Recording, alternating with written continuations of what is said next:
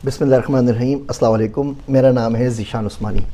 मेरा पाकिस्तान में ट्रैवल चल रहा है। ये हमारी सीरीज़ चल रही है। पहली सीरीज़ हमने बनाई पाकिस्तान में पहला दिन कैसे गुजरा, दूसरी बनाई मैं इस्लामाबाद से सक्खर कैसे पहुंचा। आज आगे से कंटिन्यू करते हैं, सक्खर की बात करते हैं। इससे पहले दो बातें आपसे करना चाहूँगा। आप में से बहुत से लोगों ने पूछा कि ऐसे तमाम वाक़यात मेरे साथ ही क्यों होते हैं और आपके साथ क्यों नहीं होते। तो मैंने भी इसके ऊपर सोचा कि बात तो आपकी ठीक है, ये वाक़यात मेरे साथ क्यों होते हैं और आपके साथ साथ वाक़या पेश क्यों नहीं आया। इसकी दो बड़ी बड़ी वजूहात हैं। पहली वजह तो ये कि भैया आप लोग अपने घर में बिस्तर में बैठे हुए ये वीडियोस देख रहे हैं, या सोफ़े पे बैठे हुए हैं, या चलते फिरते देख रहे हैं। आप कभी घर से बाहर निकलेंगे, कहीं जाएंगे तो वाक़यात होंगे ना। मेरा 128 मुल्कों का ट्रैवल अल्हम्दुलिल्लाह हो चुका है। पाकिस्तान के छोटे बड़े 500-600 से ऊपर शहर देख चुका हूँ। अगर आप अपने शहर से बाहर निकलेंगे ही नहीं, गली मोहल्ले से बाहर निकलेंगे ही नहीं, किसी और मुल्क में जाएंगे ही नहीं, तो वाक़यात कैसे होंगे। दूसरा रीज़न ये है कि जब आप चमड़े के कारोबार में काम करते हैं ना, कारखाने में काम करते हैं, तो आपको कोई फ़र्क नहीं पड़ता, आप उसके आदी हो जाते हैं। जब बाहर से कोई बंदा आता है ना, तो उसको फ़र्क महसूस होता है। बिल्कुल इसी तरीके से अगर हसास दिल हो आदमी के पास बाहर का एक्सपोजर हो, तो उसे फ़र्क नज़र आता है। पाकिस्तान में आया, शुरू के 2 घंटों में मुझे फ़र्क पता लग गया, दवाई के अंदर, शैम्पू के अंदर, साबुन के अंदर वहाँ क्या क्वालिटी है, यहाँ क्या क्वालिटी है, खाने के अंदर खुद बता दिया ना। तो सांस के अंदर हमारे पास AQI 15-16 से ज़्यादा कभी नहीं आता, 8 और 16 के बीच में होता है। यहाँ पे एयर क्वालिटी इंडेक्स जो है वो 200-300 पे चढ़ी हुई है। लंग्स ने बाहर आके बता दिया भैया, जिसम से कि भैया सांस नहीं ले पा रहा, नेबुलाइज़र साथ रखो, 3 दिन में 3 दफ़े लेना पड़ेगा। यहाँ पे नेबुलाइज़र 3 दफ़े ले रहा हूँ दिन के अंदर, फिर भी आवाज़ प्रॉपर नहीं आ रही और खांसी हो रही है। वहाँ पर 3 महीने में 1 दफ़े लेता था। इतना फ़र्क है। तो जिस्म को भी पता लग गया, आप लोगों को पता नहीं लगता। आप लोग आदी हो गए, आपको इसमें सही सांस आती है, बाहर से आने वालों को सांस नहीं आती। आपको एक्सपोजर अगर ये हो गया बाहर का, तो ये 2 वजूहात हैं। इस पर अगर आपने अमल कर लिया, आपने सफ़र कर लिया और आपको एक्सपोजर हो गया, तो ये वाक़यात आपके साथ भी होने लगेंगे और आपको भी फ़र्क नज़र आएगा। खैर, हम सक्खर की बात करते हैं, असल मुद्दे के ऊपर आते हैं। सक्खर पहुँचे, बब्बल्डो बाईपास के पास थे, तो दोनों साइडों से ट्रक आ रहे थे। जाने वाले रोड के ऊपर भी ट्रक और ट्रोलर थे और आने वाले पे भी थे।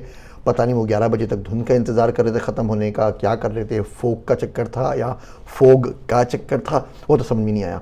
लेकिन बहरहाल अब दोनों रास्ते बंद थे। बड़ी मुश्किल से बीच ट्रक में से गुजरते हुए हम आगे आए। एक जगह पे आगे फंस गए। आगे ट्रक था, वो थोड़ा आगे बढ़ता तो हम आगे निकलते, पीछे हमारी 16 गाड़ियाँ थी। इतने में वहाँ से आगे काले रंग का वीगो डाला आ गया। ड्राइवर बैठा था, सामने बंदा बैठा हुआ था। अब वो हमें इशारे कर रहा है कि पीछे हटो। हम पीछे हट ही नहीं सकते, क्या करें, पीछे 16 गाड़ियाँ लगी हुई हैं। तो हमने उससे रिक्वेस्ट की कि पीछे हटा लो, तो उसने मोटी मोटी में गालियाँ दी।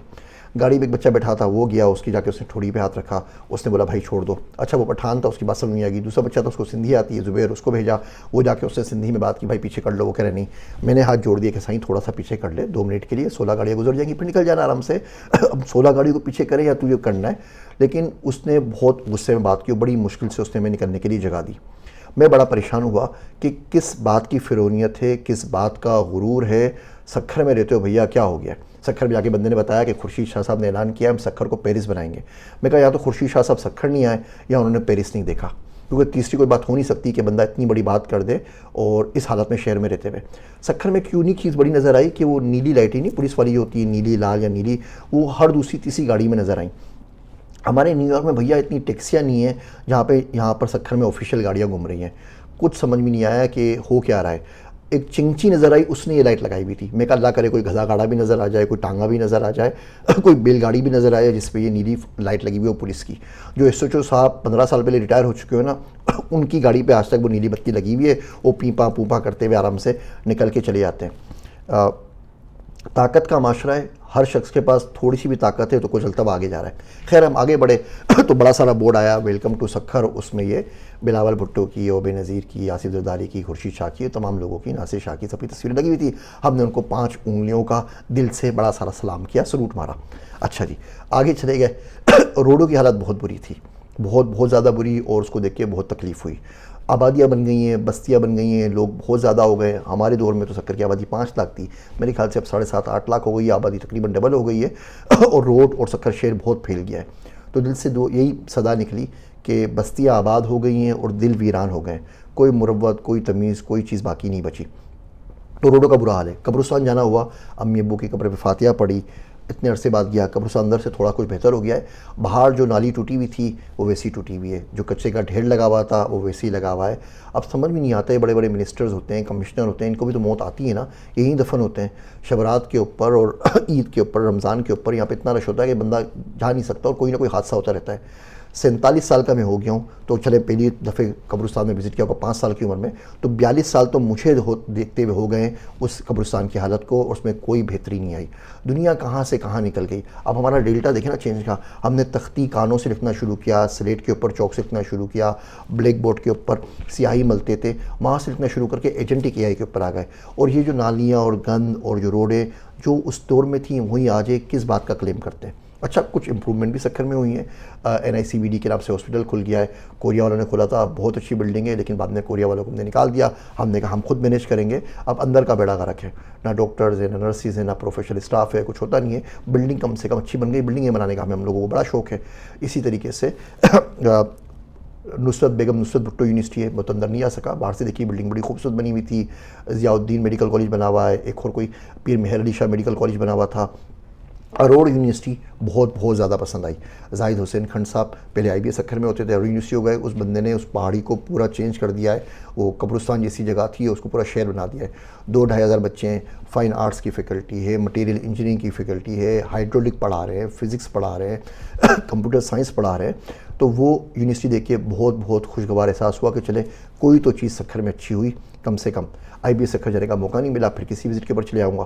फिर मॉडर्न स्कूल गया, मॉडर्न स्कूल में मैं 94 में मैंने मैट्रिक पास आउट किया था, तो वहाँ पे मेरी मुलाकात लोगों से 32 साल बाद हुई। USAID ने अच्छी बिल्डिंग बना दी, लेकिन टीचर्स वही हैं, फैसिलिटीज़ वही हैं, बेंचें टूटी हुई हैं, कुछ क्लासरूम बने हुए हैं, बच्चे ज़्यादा हैं, क्लासरूम में फर्नीचर मौजूद नहीं है, इंटरनेट पूरे स्कूल के अंदर नहीं है, बाथरूमों के हालात बहुत बुरे नहीं तो बहुत अच्छे भी नहीं है, स्कूल में लाइब्रेरी तक नहीं है भैया प्रॉपर जहाँ पे स्टूडेंट चले जाए। तो जो छोड़कर गया था स्कूल 32 साल पहले, आज भी वो उसी हालत में, माँ सिवाय बिल्डिंग के, बिल्डिंग थोड़ी इंप्रूव हो गई है, बाकी कुछ इंप्रूव नहीं हुआ।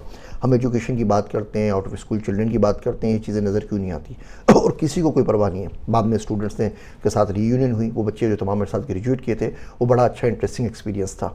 उनमें से बहुत से बच्चों के नाम याद थे, उनके वालिदैन के नाम याद थे, बहन भाइयों के नाम याद थे, किस सीट पर बैठते थे, क्या शरारतें करते थे, किन टीचर से हमने बाजमात मार खाई है, किन लोगों से लड़ाई हो जाती थी, कोई फेटी लगा देता था सिर्फ इस बात पे कि उसकी वाली को हाफ़ टाइम में क्यों घूर रहे थे, और बहुत सारी यादें शेयर की। ये जो पुराने दोस्त होते हैं ना, इनको देख के बिला वजह मुस्कुराहट आ जाती है।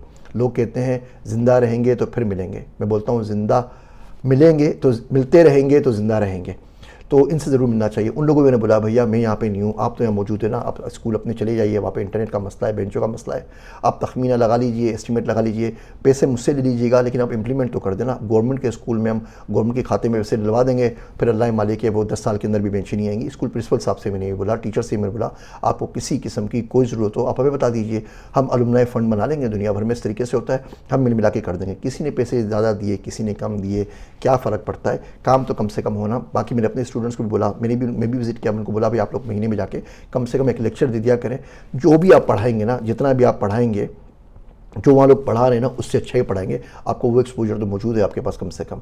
बच्चे बहुत सारे डरे हुए और सहमे हुए थे, हाथ मिलाने का बोला तो जिससे उनकी ना रूह फना हो गई।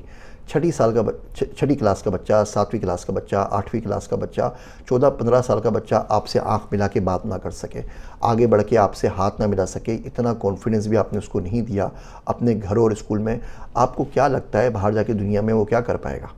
ये सोचने का मकाम है आपके लिए, मेरे लिए, हम सब के लिए। इस पूरे के पूरे व्लॉग्स का मतलब ये होता है कि हम कुछ चीज़ों के ऊपर रुक जाएं, सोचें और समझें, फिर आगे बढ़ें। तो वो अलुमनाई यूनियन माशाल्लाह बहुत अच्छी हो गई। अरोड़ यूनिवर्सिटी का विज़िट बहुत अच्छा हो गया, बहुत सारे रिश्तेदारों से मुलाकात हुई, बहुत सारे लोग हज़रात फ़ौत हो गए थे। हमारे टीचर्स में से कोई 11 हज़रात फ़ौत हो गए। सर नूर का इंतकाल हो गया, गुलाम नबी साहब तो मौजूद थे माशाल्लाह से, सर अब्दुल्ला का इंतकाल हो गया, सर निसार का इंतकाल हो गया, सर फसी का इंतकाल हो गया। वो बेंच में बहुत मारा करते थे, अल्लाह उनको गरी के रहमत करे, अल्लाह उनके लिए आसानियाँ करे। तो बहुत से लोगों के यहाँ बच्चों की पैदाइश हुई, उनको मुबारकबाद दी, बहुत अच्छा लगा। जो चीज़ मुझे सबसे ज़्यादा चुभी इस सक्खर के ट्रिप में, वो सक्खर की टाइमिंग। हमारे ज़माने तो भैया 8-9 बजे दुकानें खुल जाती थी, अब वो दुकानें 1-1, 2-2 बजे खुल रही हैं। 2 बजे से पहले कोई बच्चा सोता नहीं है, वो कुछ नहीं कर रहा, वो पढ़ रहा है, वो कोई कमा नहीं रहा, वो कोई जॉब नहीं कर रहा, कोई कुछ नहीं कर रहा, ना उसकी बीवी है ना बच्चे, यंग बच्चा है, वो 2 बजे से पहले सोता नहीं है और सुबह 2 बजे से पहले उठता नहीं है। ये कहाँ से सीखा है?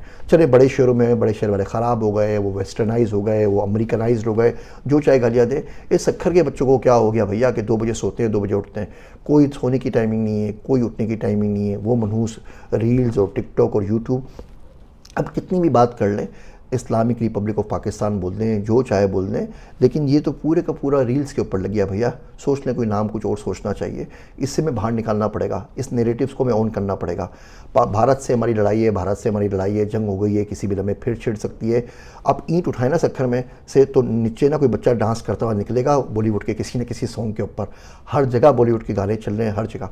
मस्जिदों का यही हाल है, 11 बजे कोई मौलवी साहब लगे हुए हैं, गला साफ़ कर रहे हैं, उनको आवाज़ भी अच्छी नहीं है, लेकिन वो जो भी बस पढ़ रहे हैं तो पढ़े जा रहे हैं। और लोगों से बोलता हूँ रात के 11 बज रहे हैं भैया, बंदा 6 बजे सो जाए, 7 बजे सो जाए, 8 बजे, 11 बजे ये हॉट क्यों हुआ है मस्जिद का स्पीकर? वो करेंगे नहीं चुप रहो, अल्लाह का नाम ले रहे, पगला गए हो क्या, दिमाग ख़राब हो गया, अमेरिका से आए हो, कैसी बातें कर रहे हो? मैं कहा बंदा कब सोएगा, कब उठेगा? ये मौलवी साहब खुद कब सोएंगे? 11 से 12:30 बजे तक ये लगे हुए हैं यहाँ पर स्पीकर के ऊपर। ये तहज्जुद पे कैसे उठ सकेंगे 3 घंटे बाद? भैया मुझे ही समझा दो। उसका जवाब किसी के पास भी नहीं था। तो हमें अपने अखलाक पे काम करना है। अगर हम लोग नहीं सो रहे टाइम के ऊपर तो इसमें प्राइम मिनिस्टर का, भुट्टो का, किसी भी चीज़ का कोई कसूर नहीं है, कसूर हमारा अपना है ना भैया। अगर हम लोग रील्स देख रहे हैं, अगर हम उल्टे सीधे कामों में लगे हुए हैं, हम लोगों के सहूलतों का ख्याल नहीं रख रहे, हमारी नालियाँ टूटी हुई हैं, रोड टूटे हुए हैं, तो किसकी ज़िम्मेदारी है? कुछ गवर्नमेंट की ज़िम्मेदारी है, कुछ हमारी अपनी भी ज़िम्मेदारी है। हम मिलके करेंगे। हम बाकी तमाम चीज़ों के लिए उठ के खड़े हो जाते हैं, लेकिन इसके लिए क्यों कोई बात नहीं करता? ये इतनी चीज़ें नॉर्मल हो गई हैं कि सब लोग मजाक में हंसते हैं, कोई नहीं। एक दोस्त से बात हुई, IB में करते हैं, वो कह रहे वो जा रहे थे, वो विहाड़ी से निकले कहीं से, तो गधा, विहाड़ी नहीं कोई और जगह बताई थी, सक्कर के पास है, वहाँ से निकले तो गधा सामने आ गया और गाड़ी का एक्सीडेंट हो गया। 8 साल की बेटी है, उसका हाथ टूट गया, 5 साल का बेटा है, उसकी टांग टूट गई। ससुर साहब थे, उनके सारे के सारे चेहरे के ऊपर शीशा लग गया। तो मैं कहा गधा कैसे आ गया हाईवे के ऊपर? तो उन्होंने बताया कि हाईवे के साथ गवर्नमेंट ने बड़ी सारी लोहे की बाड़ लगाई थी। वो जो बाड़ थी वो वडेरों ने अपने हारियों को, कमियों को, मज़ारों को बोला, वो सब उखाड़ के ले गए, उनकी गोदाम में जमा कर दी स्क्रैप में बेचने के लिए। बाद में वो गोदाम भी पकड़ा गया, वो लोहा भी पकड़ा गया, हुआ कुछ नहीं, वो बाड़ आज भी गायब है। अब ये बाड़ मैंने तो नहीं उखाड़ी ना आके, अमेरिका भी नहीं उखाड़ी, इसराइली ने भी नहीं उखाड़ी, यहूदियों ने भी नहीं उखाड़ी, प्राइम मिनिस्टर ने भी नहीं उखाड़ी, फौज ने भी नहीं उखाड़ी, फोग ने भी नहीं उखाड़ी, और किसी ने नहीं उखाड़ी। तो ये तो हमारा अपनी करतूत है ना। फिर जब हम अपने करतूत करेंगे और हमारे बच्चे मरेंगे तो हम किसके पास जाएंगे? एक तो मनहूस वो मोटरवे नहीं बन रहा। वो फजलुर रहमान साहब के बेटे आए थे, उन्होंने अनाउंसमेंट की थी, बिलावल साहब ने अनाउंसमेंट की थी, हमारी गवर्नमेंट ने अनाउंसमेंट, हर गवर्नमेंट ने अनाउंस की थी। क्या मुसीबत पड़ गई है कि सक्खर से लेके हैदराबाद का मोटरवे नहीं बन रहा भैया। 20 साल तो मुझे सुनते हुए हो गए कि मोटरवे बन जाएगा, मोटरवे, रास्ते का बेड़ा गर्क है, फैसिलिटीज़ नहीं है। एक इंटरेस्टिंग चीज़ और मिली रास्ते में कि हर जगह जो सक्खर में ट्रैफिक साइन लगे हुए वो सिंधी में लगे हुए हैं, आगे खतरनाक मोड़ आइयो, स्पीड घट करियो। अब मेरा तो ड्राइवर भाई साहब पठान है, अब उसको मैं कैसे समझाऊं कि क्या हो रहा है? आपको यकीन नहीं है कि ज़िंदगी में कोई गोरा आपके शहर में आ सकता है, कोई पठान आ सकता है, कोई पंजाब से आ सकता है, कोई सरहद से आ सकता है। उस सिंधी में साइन कौन लिखता है भाई साहब? पूरी दुनिया में वो उसके सिम्बल्स बने हुए होते हैं, वो सिम्बल्स लगा दीजिए, अंग्रेज़ी में लिख दीजिए, चले उर्दू मारदी ज़बान है ना, उर्दू कौमी ज़बान है, उर्दू में लिख दें, सिंधी में लिखे हुए। तो क्या आप चाहते हैं कि कोई बंदा बाहर से ना आए? थोड़ी तो अक्ल का इस्तेमाल क्या करें साइन लगाते हुए। वो तो पूरी स्पीड में गाड़ी चला रहा था, अब मैं बैठ के मेरी यही टेंशन शुरू हो गई, साथ साथ जितने ट्रैफिक साइन आ रहे हैं वो उसके लिए ट्रांसलेट कर रहा था। उन ट्रैफिक साइन के नीचे जो चीज़ें लिखी हुई थी, जो दीवारों पे लिखी हुई थी, वो तो शर्म के हमारे ट्रांसलेट भी नहीं कर सका। तो खैर ओवरऑल सक्खर का विज़िट वो क्या कहते हैं 67 रहा उसमें कुछ चीज़ें अच्छी नज़र आई और कुछ चीज़ें वैसी की वैसी हैं जैसे छोड़ कर गया था। वो एक शेर है, शेर तो किसी और के लिए था, आपको सुना देता हूँ सक्खर के बारे में। वो कि बिछड़ा हुआ एक शख्स कई साल में देखा, बिछड़ा हुआ एक शख्स कई साल में देखा, जिस हाल में बिछड़ा था उसी हाल में देखा। अब आप शख्स को शेर से रिप्लेस कर लीजिए।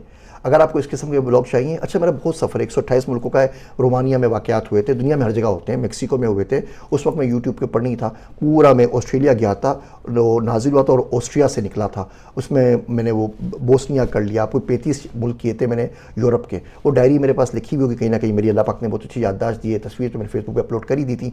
अगर आप चाहते हैं कि उन मुल्कों की भी बात करूँ, उनके बारे में बताऊँ कि वहाँ पर क्या अच्छा है क्या बुरा है, ताकि आप ये इल्ज़ाम न लगाएंगे पाकिस्तान की बुराई करता रहता हूँ, तो मुझे तो पता नहीं था आपको इस चीज़ में कोई इंटरेस्ट है। अगर आप देखना चाहते हैं मुझे बता दीजिए, मुझे तो साल भर का मवाद मिल जाएगा भैया, मटेरियल मिल जाएगा, मुझे कुछ ज़्यादा सोचना नहीं पड़ेगा। तो मुझे ज़रूर बताइएगा कमेंट के अंदर कि ये आपको सक्खर की कहानी कैसे लगी, और ज़रूर बताइएगा कि बाकी मुल्कों के, बाकी शहरों के मैं ब्लॉग बनाऊँ या नहीं बनाऊँ इस किस्म के, और जो रेस्ट ऑफ द ट्रिप है कराची, लाहौर, जो भी जैसे ट्रिप करता रहूँगा आपको साथ साथ अपडेट करता रहूँ या नहीं।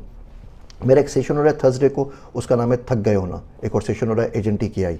4 लाख तो भैया हमने वेन्यू के दिए, थक गए होना के। 2.5 लाख दिए हमने उसके बेरिया ऑडिटोरियम के, कराची आर्ट्स काउंसिल के 4 लाख दिए। जो हमारा इसके ऊपर खर्चा हो रहा है ना, लाइटनिंग का, कैमरा का, फोटोग्राफी का, वॉलंटियर्स का, मैनेजमेंट का, 100% टिकटें बिक जाए ना तो भी 12-15 लाख मुझे अपनी जेब से देने पड़ रहे हैं। आप गालियाँ दे दें, आप जो चाहे कर दें, सब कुछ कर दें, आप 500 बंदों का वेन्यू अरेंज करें इस मुल्क के अंदर, ये सारे इंतजाम करें, उसके बाद आप मुझे सब कुछ करके बुला लीजिए, मैं यकीन जानिए मैं फ्री में आके वहाँ पे लेक्चर दे दूँगा। बस अगर इतनी आपको ज़्यादा मसला है, बिला या पीछे लगे हुए कंपेन चला रहे हैं लोग, पता नहीं जिनसे मिला भी नहीं ज़िंदगी में वो भी कर रहे हैं, इस किस्म की हरकतें ना किया करें। ज़्यादा लोग हैं नहीं, कितने लोग आपके पास आते हैं कि आपके शहरों में आके, बाहर से आके आपको पढ़ा के कुछ समझ की बात और कुछ नहीं तो अपना एक्सपीरियंस शेयर करके चले आए। दुनिया बहुत कदर करती है, यकीन जानिए। मैं अगर इंडिया में होता ना तो मेरा 1 घंटे में सेशन बिक जाता, दुबई में बिक जाता, यूएई में बिक जाता, कुवैत में बिक जाता, सऊदी अरब में बिक जाता, अमेरिका में बिक जाता। यहाँ पे हमारे लोग तनकीद बराए तनकीद बहुत ज़्यादा करते हैं और ये नहीं देखते कि पीछे जो बंदा कर रहा है उसका कितना खर्चा होगा, वो कितना काम कर रहा है। आप खुद प्लान करके खुद कैलकुलेशन कर लीजिए ना, इतनी बुद्धि तो आप में होगी ना, इतनी मैथमेटिक्स तो आपको आती होगी कि आप थोड़ा सा हिसाब किताब लगा के कर लें कि इस इवेंट में क्या होता है। उम्मीद करता हूँ आप सब लोगों से कराची आर्ट्स काउंसिल में थर्सडे को और बहरिया ऑडिटोरियम में हफ्ते के दिन मुलाकात होगी। एक सेशन है थक गए होना, दूसरा है एजेंटी की आई, दोनों का लिंक यहाँ से शेयर कर रहा हूँ। और कुछ नहीं तो एक आप काम और करता हूँ, मैं आपको कूपन कोड दे रहा हूँ ZU, ज़ीशान उस्मानी का ZU 5050। आप ये डाल दीजिए, आपको दोनों इवेंट के ऊपर 50% डिस्काउंट मिल जाएगी। बस जहाँ मेरा पास से 12 लाख खर्च होंगे वहाँ मैं अपने पास से 15 खर्च कर दूँगा, 18 कर दूँगा। टेंशन ज़्यादा मत लीजिए, आ जाइए। उम्मीद करता हूँ आपको मज़ा आएगा। मेरे वास्ते दुआ कीजिएगा। मैं हूँ आप सबका ज़ीशान उस्मानी।